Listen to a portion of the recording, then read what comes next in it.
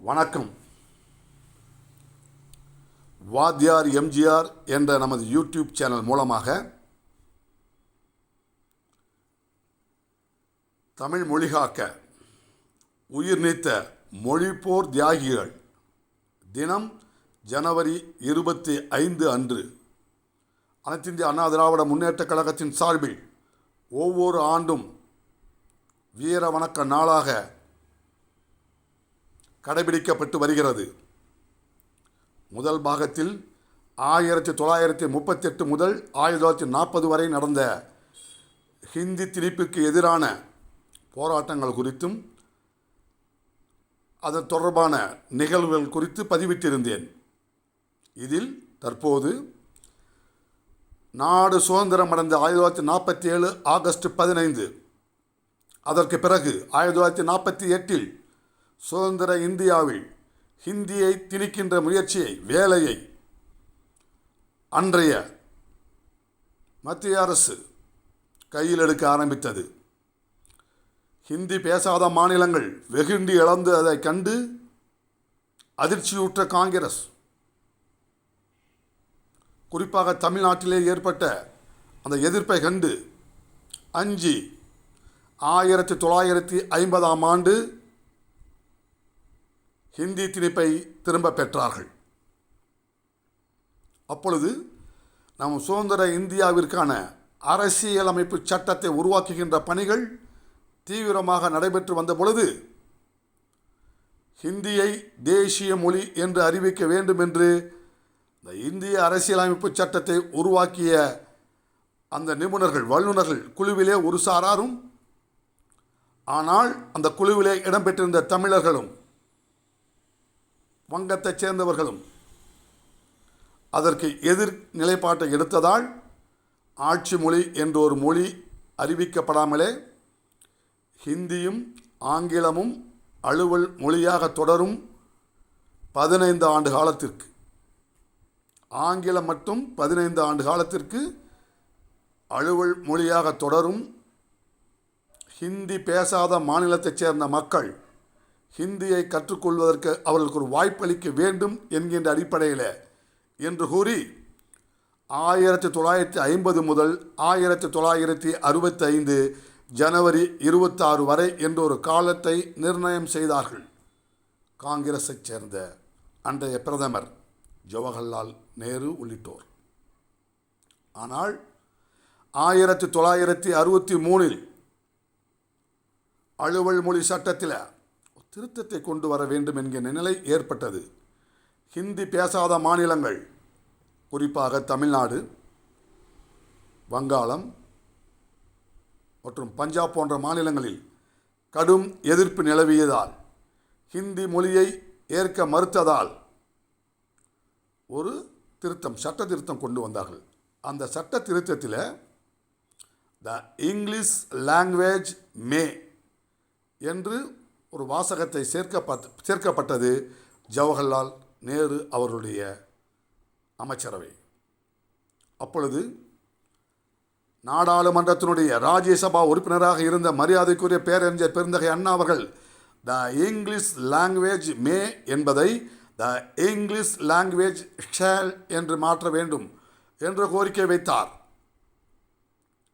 தொடரலாம் என்பதற்கு பதிலாக தொடரும் என்கின்ற அந்த உத்தரவாதத்தை அந்த வார்த்தையிலே பயன்படுத்த வேண்டும் என்று பேரறிஞர் பெருந்தகை அண்ணா அவர்கள் வைத்த அந்த கோரிக்கையை அன்றைய பிரதமர் ஜவஹர்லால் நேரு மே என்றாலும் ஷேல் என்றாலும் ஒன்றுதான் என்று கூறி அண்ணாவின் கருத்தை புறக்கணித்து அந்த சட்ட திருத்தத்தை கொண்டு வந்தார்கள். த இங்கிலீஷ் லாங்குவேஜ் மே என்கின்ற அந்த வார்த்தை பிரயோகித்தார்கள்.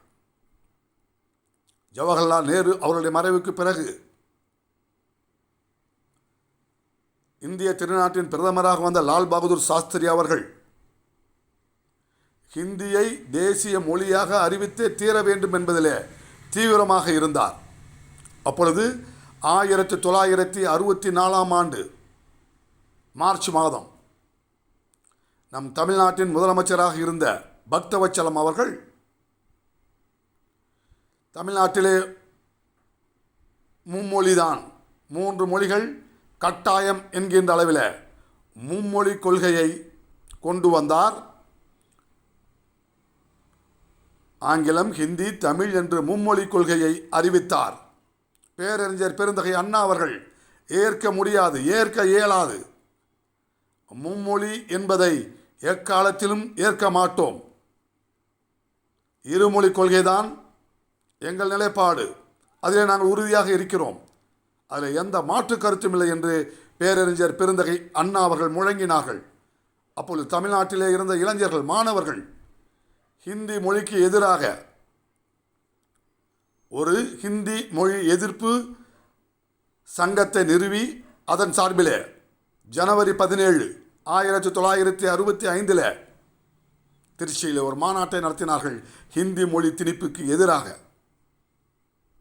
பேரறிஞர் பெருந்தகை அண்ணா அவர்கள் மத்திய அரசுக்கு ஒரு கோரிக்கை வைத்தார். மொழி மாற்று தினம் என்பதை ஜனவரி 26, 1965 என்பதை ஒரு வார காலம் தள்ளி வைக்க வேண்டும். ஏனென்று சொன்னால் ஜனவரி 26 என்பது குடியரசு தினம். குடியரசு தினத்தை நாட்டு மக்கள் எல்லோரும் மன மகிழ்வோடு கொண்டாட வேண்டும் என்று சொன்னால் அந்த மொழி மாற்று தினத்தை தள்ளி வையுங்கள் என்று கோரிக்கை வைத்தார் பேரறிஞர் பெருந்தகை அண்ணா அவர்கள். மத்திய அரசும் அதை ஏற்கவில்லை, புறக்கணித்தது.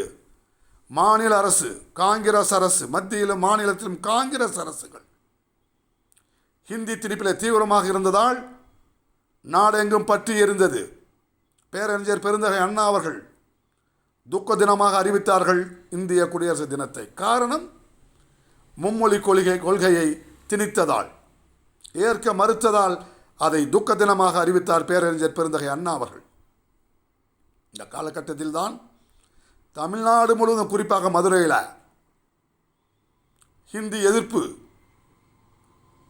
கடுமையாக நிகழ்வுற்றது.